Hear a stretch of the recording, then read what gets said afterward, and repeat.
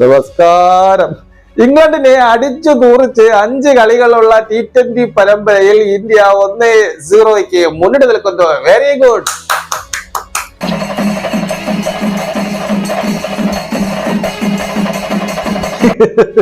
ഇന്ത്യയുടെ ഓരോ കളിയും നമ്മൾ ആഘോഷിക്കും. ചെണ്ടമേളം കൊട്ടി തന്നെ ആഘോഷിക്കും. ഈ ഇന്ത്യക്കകത്ത് നടക്കുന്ന തെണ്ടിത്തനങ്ങൾ വിളിച്ചു പറയുകയും ചെയ്യും.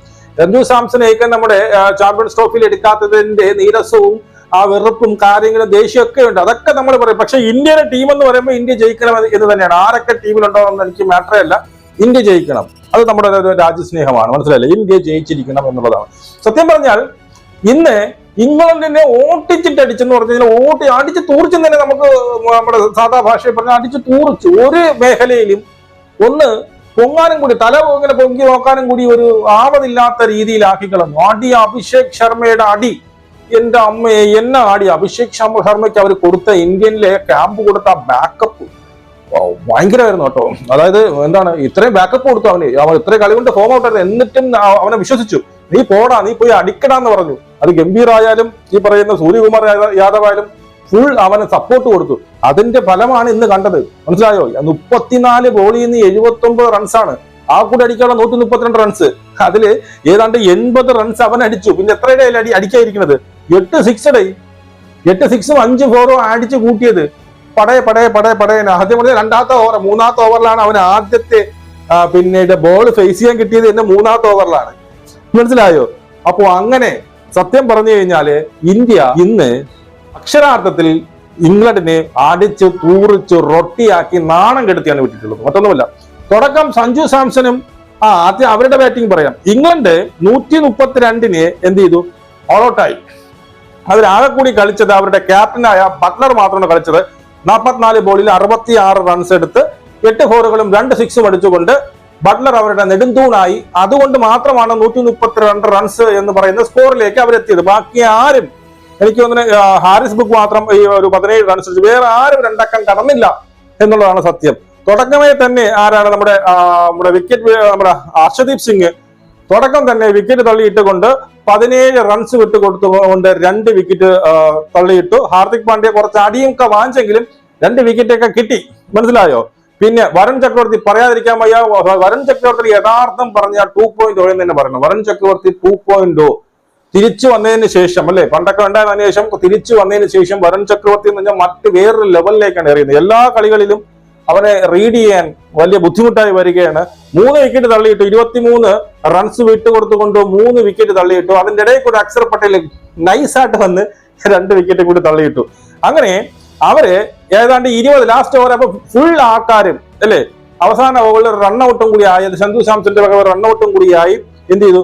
ഫുൾ ആൾക്കാരും ഔട്ടായി. 132 റൺസ് എന്ന് പറയുന്ന ചെറിയൊരു പിന്നീട് സ്കോറേ ഉണ്ടായിരുന്നുള്ളൂ ഇന്ത്യക്ക്. ഞാൻ ആദ്യം വിചാരിച്ചു ഇന്ത്യ എന്തിനെ ബൗളിംഗ് എടുക്കാത്തതെന്ന്, ബാറ്റിംഗ് എടുക്കാത്തതെന്ന്.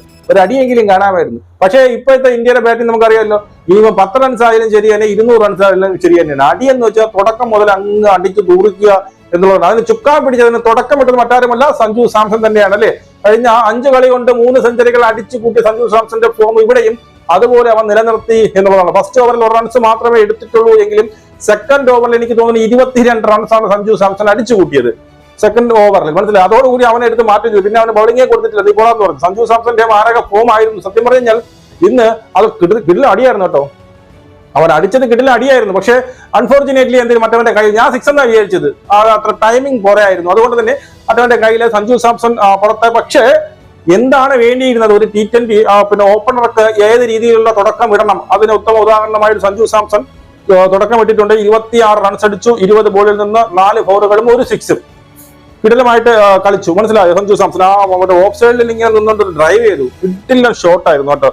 അതിനുശേഷം 1-2 ഓവർ കഴിഞ്ഞാണ് അഭിഷേക് ശർമ്മയ്ക്ക് ബാറ്റിംഗ് കിട്ടിയത് തന്നെ. അഭിഷേക് ശർമ്മ ബാറ്റിംഗ് കിട്ടി 1-2 ബോളൊക്കെ തുഴഞ്ഞു. പിന്നീട് അങ്ങോട്ട് അടി തുടങ്ങി. അടിയെന്ന് വെച്ചാൽ എന്റെ അണ്ണ ഒരു രക്ഷയുമില്ല.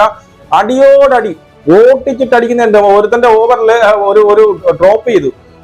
മറ്റേ യവന്റെ ഓട്ടിൽ, ആദ്യം റഷീദിന്റെ ഓവറിൽ യവനൊരു ലൈഫ് കിട്ടിയിരുന്നു. അതിനുശേഷം 2 6 2 4 തുടർച്ചയുള്ള 4 ബോളുകൾ അവൾ ഫേസ് ചെയ്തതിലും 2 6ഉം അല്ല 3 6ഉം 1 4ഉം അടിച്ചിട്ടുണ്ട്. അങ്ങനെ അടിച്ച് തൂറിച്ച് ഏതാണ്ട് 34 ബോളിൽ നിന്ന് 79 റൺസും അടിച്ച് 8 സിക്സുകൾ, അതിനകത്ത് 8 കൂറ്റൻ സിക്സുകൾ അടിച്ചു കൂട്ടിയിട്ടുണ്ട്. ഈ അഭിഷേക് പിന്നെ ശർമ്മ വന്നതിന് ശേഷം എല്ലാവർക്കും ഒരു പേടിയുണ്ട്. അവൻ എത്ര റൺസ് ആയാലും നമുക്ക് ഫസ്റ്റ് ബോള് ഇന്നിറങ്ങിയ ഫസ്റ്റ് ബോൾ വരെ അടിക്കാനാണ് ശ്രമിച്ചത്, മനസ്സിലായോ? കയറി ഇറങ്ങി അടിക്കാൻ ശ്രമിച്ചു. പിന്നെ മനസ്സിലായി സെക്കൻഡ് ബോൾ പിന്നെ കൊട്ടി മൂന്നാമത്തെ ബോൾ തൊട്ട് അവൻ അടി തുടങ്ങിയിട്ടുണ്ട്. പിന്നെ സൂര്യകുമാർ യാദവ് ആണ് ഇന്ന് നിറം മങ്ങിപ്പോയത്. സൂര്യകുമാർ യാദവ് ഡക്കായി പോയി. 3 ബോളുകളിൽ 0 റൺസ്. 6 അടിക്കാൻ ശ്രമിച്ചു, പക്ഷെ സ്ലോ ബോൾ ആയിരുന്നു, ബാറ്റിംഗ് കയറിയില്ല. കീപ്പറിന്റെ കയ്യിൽ വന്നു, എന്ത് ചെയ്തു? ഔട്ടായി പോയി. പിന്നെ വന്നത് തിലക് വർമ്മ നമുക്കറിയാം കഴിഞ്ഞ ദക്ഷിണാഫ്രിക്കൻ പര്യടനത്തിൽ തുടർച്ചയായിട്ട് 1 ഡൗൺ ഇറക്കിക്കൊണ്ട് ഏതാണ്ട് 2 സെഞ്ചുറി വരെ അടിച്ചായിരുന്നു. അപ്പൊ ഈ പറഞ്ഞ തിലക് വർമ്മയുടെ മറ്റൊരു രൂപമായിരുന്നു കണ്ടത് അവിടെ ദക്ഷിണാഫ്രിക്കയിൽ. അടിയോട് അടിയായിരുന്നു. ഇത്രയും ഉള്ളെങ്കിലും ചെറുക്കം അടിക്കുന്ന അടി വലിയ 1.5 അടിയായിരുന്നു. ഇന്ന് ഇവർക്കൊരു ചെറിയ പ്ലാൻ ഉണ്ടായിരുന്നു. ഈ ഫസ്റ്റ് ഡൗൺ എന്തുകൊണ്ട് തിലക് വർമ്മയെ ഇറക്കിയില്ല എന്ന് ചോദിച്ചു കഴിഞ്ഞാൽ, അതായത് സഞ്ജു സാംസണും അഭിഷേക് ശർമ്മയാണ് ബാറ്റ് ചെയ്തത്. സഞ്ജു സാംസൺ ആണെങ്കിൽ ഔട്ട് ആവുന്നതെങ്കിൽ അവിടെ ആര് വരും? ഈ പറഞ്ഞ നമ്മുടെ ക്യാപ്റ്റനായ സ്കൈ വരും. അതല്ല, അഭിഷേക് ശർമ്മയാണ് ഔട്ട് ആവുന്നത്, തിലക് വർമ്മ വരും. ആ ഒരു കാൽക്കുലേഷൻ ആയിരുന്നു എന്നാണ് എനിക്ക് തോന്നുന്നത്. രണ്ടുപേരും പാഡൊക്കെ ചെയ്ത് ഹെൽമെറ്റൊക്കെ വെച്ച് ഇരിക്കുകയായിരുന്നു. അപ്പോ സൂര്യകുമാർ യാദവ് മാത്രമാണ് നിറമങ്ങിപ്പോയത്. നിറമങ്ങിപ്പോയാലും ക്യാപ്റ്റൻസി കിടിലമായിട്ട് സൂര്യകുമാർ യാദവ് ചെയ്തിട്ട്, സൂര്യകുമാർ യാദവ് എന്ന് തൊട്ട് ഇന്ത്യയുടെ T20 ക്യാപ്റ്റനായോ അന്ന് തൊട്ട് എല്ലാ കളികളിലും ഓരോ ക്യാപ്റ്റൻസിയുടെ മികവ് നമുക്ക് കാണാൻ സാധിക്കും. വളരെ കൂളാണ്, കാമാണ്, എല്ലായിടത്തും വളരെ സോഷ്യലായിട്ട് കെട്ടിപ്പിടിച്ചുകൊണ്ട് ചങ്കിനെ പോലെ, എല്ലാവരും ചങ്കിനെ പോലെ കാണുന്നത് അല്ലേ? എല്ലാവരും ക്യാപ്റ്റനെ വരെ എടുത്തു പൊക്കാനുള്ള ഒരു പിന്നീട് ഒരു ധൈര്യം അല്ലെങ്കിൽ ആ ഒരു അടുപ്പം ഈ ക്യാപ്റ്റന് മറ്റുള്ള പ്ലേയേഴ്സുമായിട്ടുണ്ട്. അത്രയ്ക്ക് ലിങ്ക്ഡ് ആണ് ഇവർ തമ്മിൽ, എല്ലാവരും കൂടി അത്രയ്ക്ക് മിങ്കിളാണ്, മനസ്സിലായോ? അപ്പൊ സൂര്യകുമാർ യാദവ് പോയി. അതുപോലെ ഇന്ത്യയുടെ ഫീൽഡിങ്ങിനെ കുറിച്ച് ഒന്നും പറയാതിരിക്കാൻ പറ്റില്ല. ഫീൽഡിംഗ് സൂപ്പർ ആയിരുന്നു. എത്ര ഫോറുകൾ പിന്നെ സേവ് ചെയ്ത് ഒരു ക്യാച്ച് പോലും മിസ്സായില്ല അല്ലേ? നമ്മൾ ഈ പറഞ്ഞ പോലെ നമ്മുടെ നമ്മുടെ റിങ്കു സിംഗ് ഓടിപ്പോയി എടുത്ത ക്യാച്ച് കിടിലമായിരുന്നു. നിതീഷ് കുമാർ എന്ത് ചെയ്തു? എടുത്ത ആ ക്യാച്ച് ആയിക്കോട്ടെ, ഈ പറഞ്ഞ ഫോർ സേവ് ചെയ്തായിക്കോട്ടെ, എല്ലാം കിടിലമായിരുന്നു. അതിനുശേഷം തിലക് വർമ്മ 19 റൺസ് അടിച്ച് നോട്ട് ഔട്ട് ആയിട്ട് തോന്നുന്നു കേട്ടോ. 16 ബോളുകൾ ഫേസ് ചെയ്തുകൊണ്ട് 19 റൺസ് 3 ഫോറും അടിച്ചു. പിന്നെ ഹാർദിക് പാണ്ഡ്യ ഇറക്കിയിട്ട് നീ അടിക്കുന്ന അടിയുടെ കുറെ ചാളവെട്ടൊക്കെ വിട്ടിട്ടുണ്ട്. പക്ഷെ ഒരു അടിച്ചൊരു 4 പോയെന്ന് തോന്നില്ല. ഒരു 3 റൺസ് എന്തോ അടിച്ചു.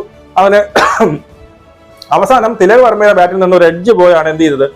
ഇന്ത്യ കളി ചെയ്യുന്നത്. വെറും 12.5 ഓവറിൽ ഇനിയും കിടക്കേണ്ട ഏതാണ്ട് 8 ഓവർ, 7.1 ഓവർ ഇനിയും കിടക്കണ്. ഇന്ത്യ അടിച്ചിരുന്നെങ്കിൽ ഇന്നത്തെ പോലെ ഈ ഫസ്റ്റ് ബാറ്റിംഗ് ആയിട്ട് ഇന്ത്യ വീണ്ടും ഇതുപോലെ 200-250 റൺസ്. ഇനിയും ബാറ്റ്സ്മാർ ഒരുപാടുണ്ട്, മനസ്സിലായ കളിക്കാനൊക്കെ. റിങ്കു സിംഗിനൊന്നും ഇപ്പൊ ബാറ്റിംഗ് കിട്ടുന്നില്ല എന്നുള്ളതാണ്. ആർച്ചർ മാത്രം 2 വിക്കറ്റ്. അവരുടെ ബൗളിംഗ് നില നോക്കിയത് ആർച്ചർ മാത്രമാണ് സത്യം പറഞ്ഞാൽ ഒരു വിധം എറിഞ്ഞത്. എക്കണോമി സത്യം പറഞ്ഞാൽ 5.25 ഉള്ളൂ. അവനെ പിന്നീട് നേരിടാൻ വേണ്ടി കുറച്ച് പ്രയാസപ്പെട്ടു എന്നുള്ളത് തന്നെ. വേറെ ആരും, ആദിൽ റഷീദ് 1 വിക്കറ്റ് അവന് കിട്ടി. ഈ പറയുന്ന നമ്മുടെ അഭിഷേക് ശർമ്മ മാടൻ അടിയാണ്, കണ്ണും പൂട്ടി വരുന്നതും പോണതും എല്ലാം അടിച്ചുകൊണ്ടിരുന്നപ്പോ ഈ പറയുന്ന ആദിൽ റഷീദിന് എന്ത് ചെയ്തു? 1 വിക്കറ്റ് കിട്ടി എന്നുള്ളതാണ്. അപ്പൊ എന്തായാലും നമ്മുടെ T20 5 കളികളുള്ള T20 ഇന്ത്യ അടിപൊളിയായിട്ട് സ്റ്റാർട്ട് ചെയ്ത് വെച്ചിട്ടുണ്ട്, മനസ്സിലായി. ഈ 5 കളിയും തൂത്തുവാരണമെന്നാണ് എന്റെ ആഗ്രഹം.